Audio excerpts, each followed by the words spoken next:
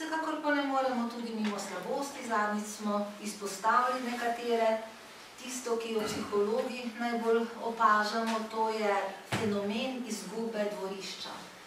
Da otroci ždijo noter z blagoslovom svojih staršev, bodi doma, da se ti nič ne bo zgodilo, in starši niti pogosto ne pomislijo, v kakšnem virtualnem svetu in kje vse pa hodi takrat njihov otrok, ki na videz sedi v svoji sobi.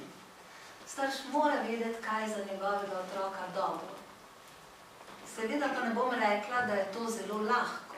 Omejevanje nikoli ni lahko, ne?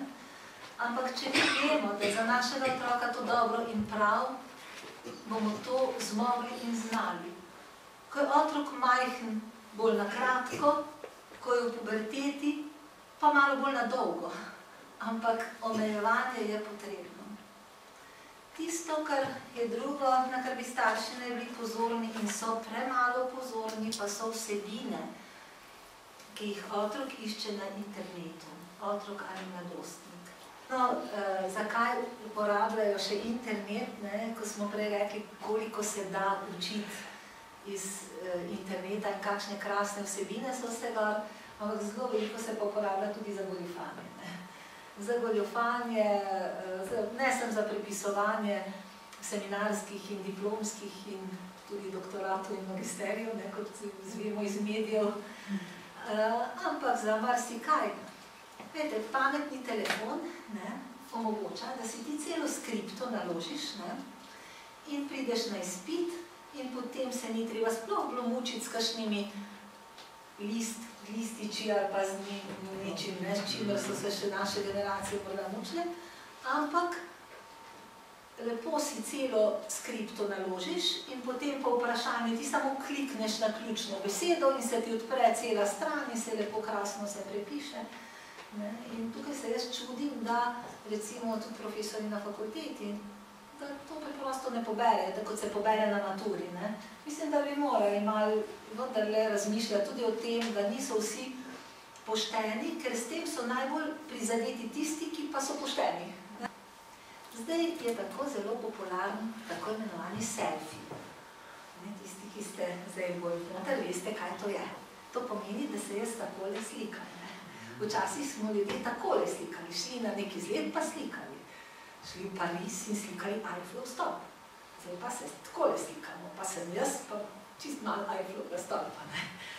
In ljudje se slikajo tako. Vse povsod. Jaz in še nekaj zraven. Zdaj se to obeša na splet, selfiji, vse povsod. In zdaj ta Instagram tudi napiše, kje si. Zdaj, če že nisi se slikal takole, včasih so otroci napisali, sem na krasnih počitnicah v Španiji. Zdaj sploh ni treba več tega napisati. Zdaj si lahko zelo sofisticiran in napišeš premišljujem. In se slikaš. In se krasno napiše, kje si ti v Španiji, tam pa tam, na neki obali, kjer premišljuješ. In to je še dodatno nekoga lahko iritira, ker si ti na tak zelo prefinjen način povedal, kje se nahajaš, kako je tebi dobro in tako naprej. Tudi starši na socialnih omrežjih lahko svoje otroke spravljajo v zadrego. Zdaj, ves čas poudarjam, da je treba vendarle se seznanjati s tem, kaj otroci počno za računalnikom in kaj počno na internetu, ampak med tem, da mi vemo, zakaj gre, ali pa da se preveč vtikamo v otrokovo, predvsem pa v mladostnikovo zasebnost, tukaj to sta dve različni stvari. In zdaj, recimo, nekateri, tu so mame slabše, bom rekla, mogoče zato, ker so pač bolj vpletene v vzgojo, ampak se prehitro zlijejo z otrokom in potem, recimo, imajo nekatere mame potrebo, da všečkajo ali lajkajo vsako stvar, ki jo zdaj njihov otrok da gor.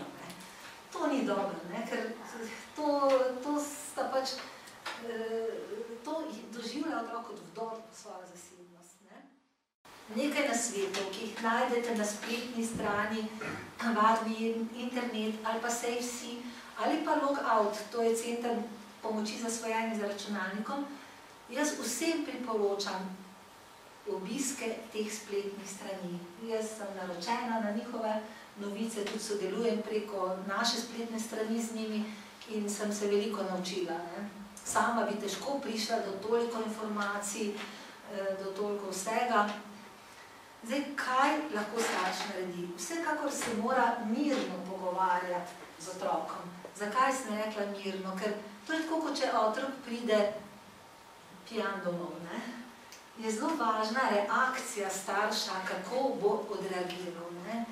Tisti trenutek, kako bo reagiral kasneje in kdaj mu bo prave vrednote vcepilo, ne?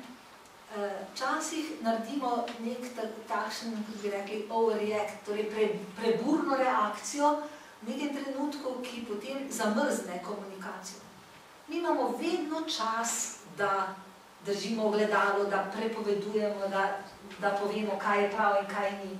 Ampak tisti izbruhi včasih zamrznejo komunikacijo in povzročajo, da se otrok zapre in da ne upa ali noče, ne želi, odvisno od otroka, kjer je bolj trmast noče, kjer je bolj plašno se zapre. Mi pa tega ne želimo, ker rabimo odnos z mladostnikom. Zato se je treba pogovarjati, da bomo kaj izvedli. Predvsem je treba poslušati, ne pridigati, ampak poslušati in vleči iz otrok, kaj se dogaja. Ob zaupnem odnosu, to, kar je najpomembnejše vam na koncu.